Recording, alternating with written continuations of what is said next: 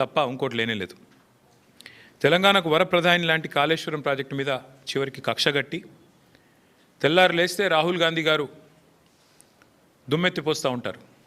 BJP జేబు సంస్థ CBI, BJP జేబు సంస్థ ఐటీ అంటూ తెల్లారు లేస్తే కాంగ్రెస్ ప్రభుత్వం, కాంగ్రెస్ పార్టీ జాతీయ నాయకత్వం జాతీయ స్థాయిలో సిబిఐ అంటేనే అది జేబు సంస్థ బీజేపీకి అని చెప్పి దుమ్మెత్తిపోస్తూ ఉంటారు.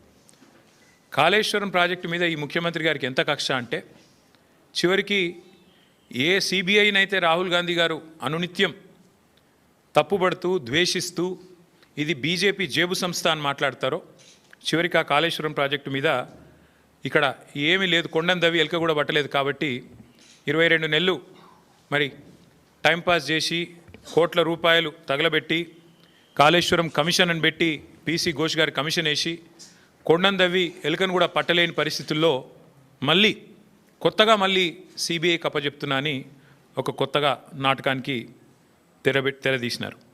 నేను ఇవాళ ముఖ్యమంత్రి గారిని అడుగుతా ఉన్నా, రాష్ట్ర వ్యాప్తంగా ఇవాళ ప్రజలకి మీరు ప్రజల సొమ్ముతో ప్రతి పత్రికలో ఇవాళ అడ్వర్టైజ్మెంట్లు, ఫుల్ పేజ్ అడ్వర్టైజ్మెంట్లు ఇచ్చినారు. ఏమని? మల్లన్న సాగర్ నుంచి నీళ్లు తీసుకొచ్చి మూసీకి అనుసంధానం చేసే ప్రాజెక్టుకు, బృహత్ ప్రాజెక్టుకు ముఖ్యమంత్రి గారు ఇవాళ శంకుస్థాపన చేస్తున్నారు అని చెప్పి మరి ఫుల్ పేజ్ ప్రకటనలు ఇచ్చినారు. ఈ ముఖ్యమంత్రి గారికి కానీ కాంగ్రెస్ ప్రభుత్వానికి కానీ కనీస సిగ్గుందా అని నేను అడుగుతా ఉన్నా. కనీస మాత్రం ఇంగితం ఉందా? కనీస మాత్రం సోయి ఉందా మీకు?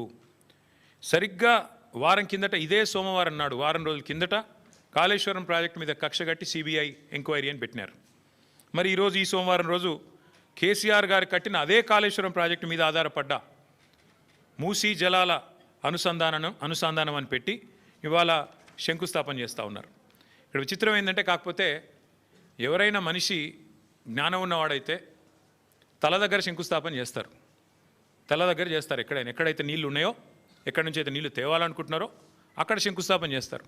కేవలం తలా తోక లేని వాళ్ళే తోక దగ్గర చేస్తారు. ఎందుకంటే బాధ ఏముంది ఈయనకి? మల్లన్న సాగర్ దగ్గర పోయి శంకుస్థాపన చేస్తే ఏం చెప్పాలా?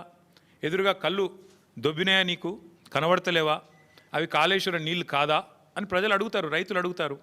ఇవి కాళేశ్వరంలో వచ్చిన నీళ్లు కావా అని సోయినవాడు ఎవడైనా అడుగుతాడు, మీడియా అడుగుతుంది, అందరూ అడుగుతారు. సమాధానం చెప్పలేరు. ఎందుకంటే కాళేశ్వరం కొట్టుకపోయింది, కాళేశ్వరం ఇదైంది అదైంది అని దిక్కుమాలిన మాటలు మాట్లాడిందే మీరు. కాబట్టి ఏం చేయాలా? తలా తోక లేని సన్నాసులు చేసే పని ఏదైతే చేయాలో తోక దగ్గర చేస్తున్నాడు ప్రారంభోత్సవం. తల దగ్గర చేయకుండా, మల్లన్న సాగర్ దగ్గర కాకుండా తోక దగ్గర, అంటే గండిపేట దగ్గర చేసే ప్రయత్నం చేస్తూ ఉన్నారు. ఎందుకు? మీ అబద్ధాలను కప్పిపుచ్చుకోవడానికి.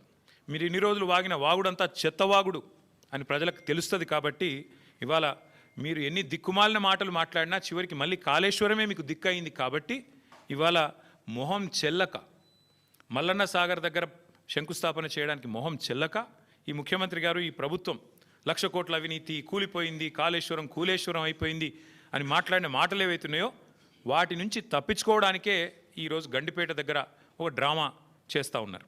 అంటే ఒకటి చెప్పకనే చెప్పినట్టు మాత్రం ఈ ప్రభుత్వం అయ్యింది.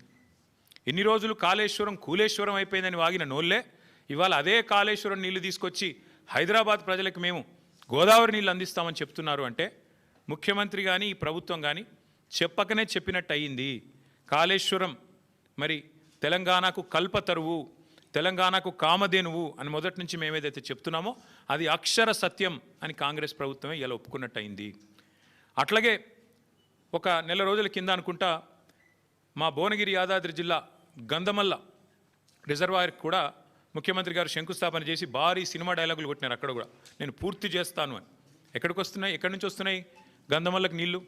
అదే కాళేశ్వరంలో అంతర్భాగమైన కొండపోచమ్మ సాగర్ నుంచే కదా దానికి కూడా నీళ్ళు వచ్చేది. ఇవాళ మల్లన్న సాగర్ నుంచి గండిపేటకు నీళ్లు తరలించి శంకుస్థాపనలు, ఆ రోజు కొండపోచమ్మ సాగర్ నుంచి గంధమల్లకు నీళ్లు తరలించడానికి శంకుస్థాపనలు, మరొక వైపు ఏమో కాళేశ్వరం మీద శాపనార్థాలు. ఇంతకంటే అరాచకమైన, ఇంతకంటే సిగ్గుమాలిన ప్రభుత్వం ఈ దేశంలో ఉన్నదా అని అనక తప్పడం లేదు.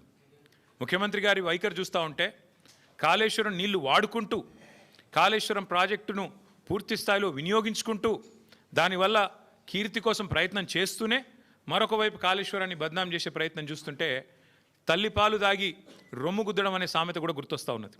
నిజంగా చెప్పాలి అంటే ఇవాళ మీరు శంకుస్థాపన చేయాల్సి వస్తే మల్లన్న సాగర్ దగ్గర చేయాలి, లేదా కొండపోచమ్మ సాగర్ దగ్గర చేయాలి. కానీ గండిపేట దగ్గర చేస్తూ ఉన్నారు. గుండెకాయను వదిలిపెట్టి గండిపేట దగ్గర మీరు చేస్తున్నారంటేనే మీరు ఎంత ఇబ్బంది పడుతున్నారో ఈ విషయంలో ప్రజలకు కూడా అర్థమవుతుందని చెప్పి నేను అనుకుంటా ఉన్నా. కొందరిని కొంతకాలం మోసం చేయొచ్చు, కానీ అందరినీ ఎల్లకాలం మోసం చేయలేం.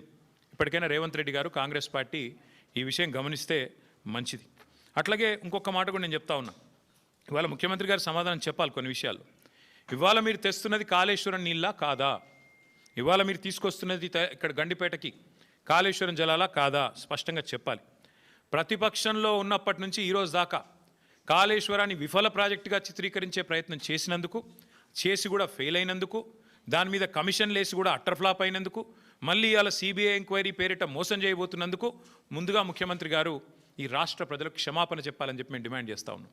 ఎందుకంటే ఎంత అరాచకమైన, ఎంత నికృష్టమైన బుద్ధి ఉన్నవాడైనా సరే ఇంత దిగజారుడు పని చేయరు.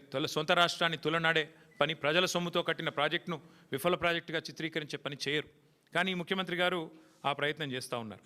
అట్లాగే నేను గుర్తు చేస్తూ ఉన్నా ముఖ్యమంత్రి గారికి, మొదటి నుండి మేము చెప్తున్న మాట, కాళేశ్వరం అంటే ఒక బ్యారేజ్ కాదు, కాళేశ్వరం అంటే ఒక రిజర్వాయర్ కాదు, కాళేశ్వరం అంటే ఒక కాలువ కాదు, కాళేశ్వరం అంటే ఒక మల్లన్న సాగర్, కాళేశ్వరం అంటే ఒక కొండ పోచమ్మ సాగర్, కాళేశ్వరం అంటే ఒక రంగనాయక సాగర్, కాళేశ్వరం అంటే ఒక అనంతగిరి రిజర్వాయర్, కాళేశ్వరం అంటే ఒక గంధమల్ల, కాళేశ్వరం అంటే ఒక బస్వాపూర్ రిజర్వాయర్, కాళేశ్వరం అంటే ఒక రాజరాజేశ్వర సాగర్ మిడ్మానేర్, కాళేశ్వరం అంటే ఎస్ఆర్ఎస్పి పునరుజ్జీవ పథకం. మొత్తంగా కాళేశ్వరం అంటే 3 బ్యారేజీలు, 15 రిజర్వాయర్లు, 19 సబ్స్టేషన్లు, 21 పంపింగ్ స్టేషన్లు, 203 కిలోమీటర్ల సొరంగ మార్గాలు, అట్లాగే 1531 కిలోమీటర్ల